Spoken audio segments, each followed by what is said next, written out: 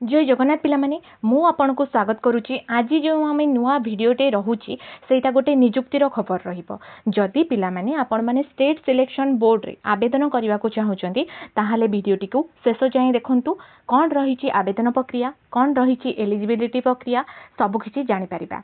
हाँ पिला माने आज आम जाना जे स्टेट सिलेक्शन बोर्ड बा आमर अण सरकारी अनुदान प्राप्त बा गवर्नमेंट एडेड कॉलेज गुड़िक लाइब्रेरियन पोस्ट कोई पोस्ट लाइब्रेरियन पोस्ट आमर एडवर्टाइज नंबर आमर केते ना 2/2026 आमर डेट केबे ना को दिन आमर आवेदन माने नोटिफिकेशन आसला ना 16/4/2026 रे आमर एटा ग्रुप बी पोस्ट रहिबो। को पोस्ट ना आमर ग्रुप बी पोस्ट रहिबो आ लेवल 9 गोटे भल जॉब आउ कोन ना एटा गवर्नमेंट जॉब भल जॉब।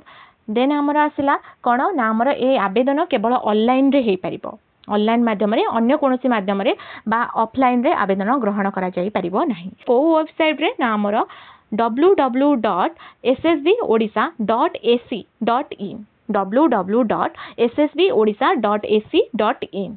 तापर आमर आवेदन तारीख केबे रहउची, आवेदन स्टार्ट केबे होउची ना 17/4/2026 2:30 रु आमर सरुची को दिन बा आवेदन प्रक्रिया लास्ट डेट केबे आमर ना लास्ट डेट आमर रहउची बा शेष तारीख आमर केबे रहउची ना 30/5/2026 11:45 बा राती 11:45 जाय दिबाकू आग्रह अछंती ताहाले आमर www.ssbodisha.ac.in वेबसाइट जांकी चेक करि परिबे। एटा कौन ना अप्लाई हो पार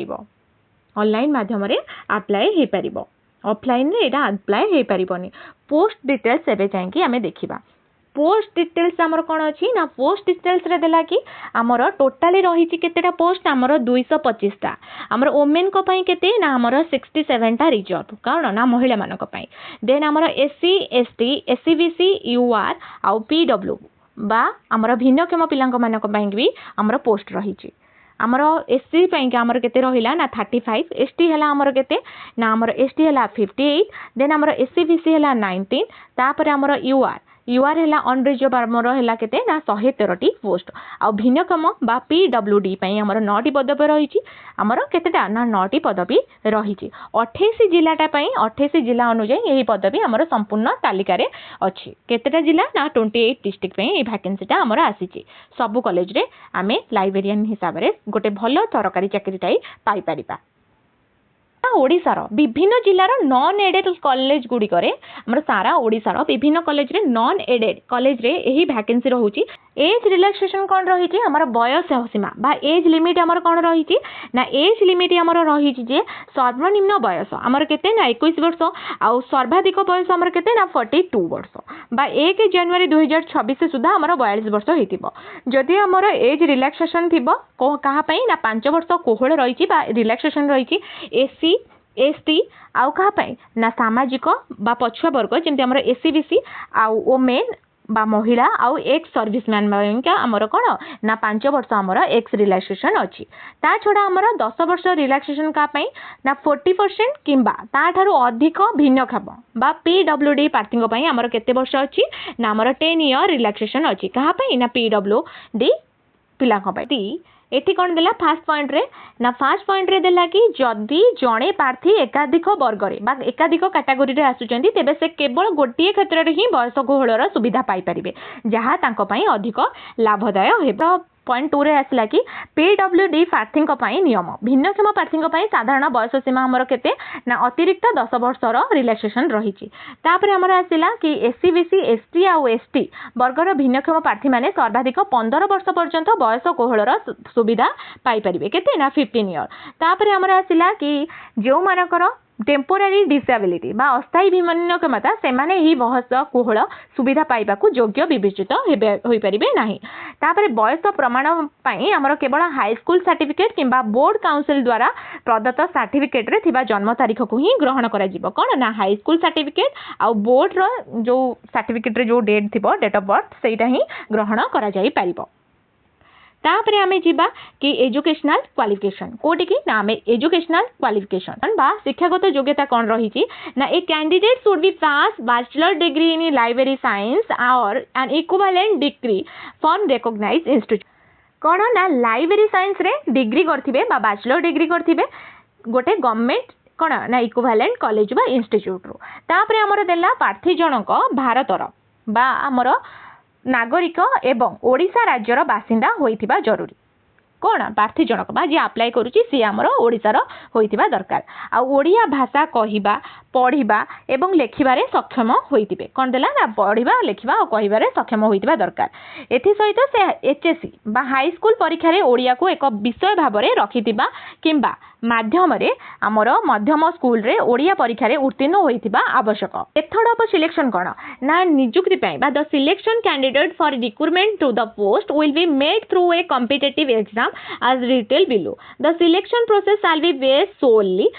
on a written test. एटा कौन ना आमर गोटे प्रतियोगितामूलक परीक्षा माध्यम करा गोटे रिटेन टेस्ट बा लिखित परीक्षा उपर आधारित the test will carry a total 150 mark and will consist of multiple choice question बा MCQ the duration of examination आमर केते ना 2 आवर परीक्षाटी आमर 150 मार्क रो हबो केते मार्क रो 150 मार्क रो हबो एथिरे आमर को क्वेश्चन आसीबो ना एमसीक्यू को क्वेश्चन आसीबो आमर ना एमसीक्यू आसीबो केते घंटा टाइम रहिबो ना 2 आवर केते टाइम रहिबो आमर ना 2 आवर केते मार्क आमर 150 मार्क आमर को क्वेश्चन आसीबो ना मल्टीपल चॉइस क्वेश्चन ए टोटल 100 क्वेश्चन केतेटा क्वेश्चन आसीबो ना 100 टी क्वेश्चन आसीबो प्रत्येक ठीक उत्तर पई हमर केते मार्क ना 1.5 मार्क केतेटा क्वेश्चन टोटली ना 100 मार्क हमर टोटली ना 150 मार्क तमरा प्रत्येक भूल उत्तर पई हमर केते ना 0.5 मार्क माने गोटे दीटा भूल कले आमे गोटे मार्क हराइबा बा गोटे मार्क हमर कटि जिवो दीटा भूल कले हमर कोन ना गोटे मार्क कटिबो तो साधारण वर्गंग प्रार्थी मानक पई हमर केते ना 40% हमर रहिछि आ एससी एसटी एससीबीसी और पीडब्ल्यूडी कैटेगरी पे हमर केते पास मार्क रही ना 30% आउ हमर कोन ना यूआर पे हमर केते ना 40% हमर कोन ना पास मार्क रही जोन ऑफ एग्जामिनेशन ना परीक्षा मुख्यतः हमर कोठी हबो ना ओडिशार हमर 5टी जोन रे हबो बा 5टी शहर रे हबो गोटे हला बालेश्वर बरहमपुर भुवनेश्वर जयपुर और संबलपुर बालेश्वर बरहमपुर भुवनेश्वर जयपुर आउ संबलपुर आवेदन पर माने केते पिला आवेदन पर केते पिला हमर आवेदन करिसेंती आउ केते अधिक होचन से माने डिसाइड करिवे कि कोडी एग्जाम हबो बा को सेंटर बा को जोन रे एग्जाम हबो तापर हमें जिबा कि एप्लिकेशन फी हमर केते अछि ना एप्लिकेशन फी हमर अछि एससी एसटी आउ पीडब्ल्यूडी एससी एसटी आउ भिन्नक्षम बा पीडब्ल्यूडी पिलांको पई का हमर केते अछि ना दामर 200 टंका अछि केते ना 200 टंका अछि आउ समस्त पई माने हमर यूआर रहिले आउ एससीबीसी रहिले तांकर हमर केते एग्जामिनेशन फी हमर तांको पई हला 500 टंका आउ ए तीन जनक पई हमर केते ना 200 टंका फी केवल हमर ऑनलाइन माध्यम रे जमा करि हेबो माने रिफंड आसीबनी बा एग्जाम दे साला परे पैसा आसीबनी तो हमर एटा कोन ना ऑनलाइन माध्यम रे फीस ता हमर जमा करे को पड़ी पॉइंट रे other information to candidate option माने ए रे कोन देला ना लिखित परीक्षा पई प्रार्थीक चयन अस्थायी अटे जदि कोनोसी स्तर रे हमर जणा पड़े जे कैंडिडेट योग्यता पूर्ण करू नाहंती तेबे तांको आवेदन बातिल करा जाय पारे तापर हमर नियुक्ति माने कोन ना this advertisement should not be constructed as binding on the government to make appointment एही विज्ञापन सरकार को नियुक्ति देबा पई बाध्य करे नाही तापर आसिला कोन परीक्षा तारीख हमर कोन ना परे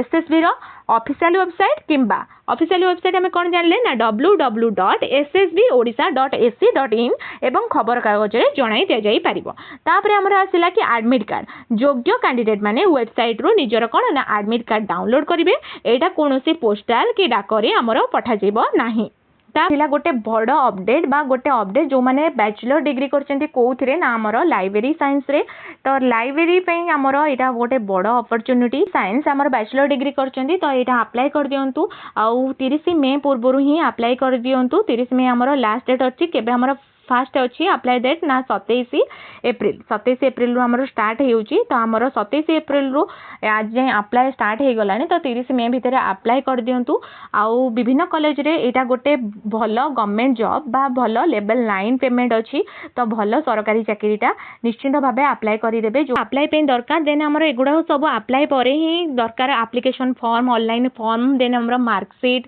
की फोटोग्राफ ये हमर कोन ना कंडक्ट सर्टिफिकेट एगुडा सब हमर जॉब ହେଲା ବେଳକୁ ବା एग्जाम रो रिटन एग्जाम रो रिजल्ट बाहर सारा पर ही दरकार एगुड़ा आमर एवं किसी आवश्यक ही ना एग्जाम दे सार तापर आपको देखिए नोटिफिकेशन ता वाइज आसो कौन कौन डॉक्यूमेंट दरकार तापर आम देखा कौ डिस्ट्रिक्ट रे केतेटा कौन पोस्ट अच्छी ना आमर सबू डिस्ट्रिक्ट रे अच्छी 28टा डिस्ट्रिक्ट रे अच्छी आमर जमी अच्छी अनुगुल रे अच्छी बालेश्वर रे अच्छी अनुगुल रे अच्छी बालेश्वर रे अच्छी बरगढ़ अच्छी भद्रक अच्छी बलांगीर अच्छी सबुठी अच्छी आमर SC ST SCBC UR PWD समस्त ही गोटे अपॉर्चुनिटी जो मैंने बैचलर डिग्री लाइब्रेरी साइंस रे करछंती तो आमर फीस केते टंका कौन जानिले एससी एसटी मानक पई आमर कौन ना फीस अच्छी आमर केते ना 200 टंका देन आमर यूआर आउ वोमेन मानक पई अच्छी आमर कौन ना 500 टंका यूआर एससीबीसी आउ वोमेन मानक पई आमर कौन ना 500 टंका आमर एटा सब डिस्ट्रिक्ट पे आमर कौन ना दरकार गोटे बड़ अपडेट जदि आपण एसएसबी ऑफिशियल वेबसाइट जाउचंती आवेदन करि दियंतु आमर केबे ना आवेदन कर दियंतु आमर 30 मे पूर्वरु केबे पूर्वरु ना आमर 30 मे आमर वेबसाइट को जाईकी आवेदन करि दियंतु ता पूर्वरु करि दियंतु विभिन्न कॉलेज रे एटा गोटे बड़ भल आउ भल गवर्नमेंट जॉब जेमती आमर ग्रुप बी लेवल 9 पोस्ट बा भल सैलरी भी आसीबो आर सैलरी स्ट्रक्चर बढ़िया देन आमर वीडियो टी भल लागिथिले निश्चित भाबे लाइक शेयर सब्सक्राइब करिवे समस्त क्लास आउ नोटिफिकेशन जॉब रा पाई परिबे थैंक यू पिला माने जय जगन्नाथ।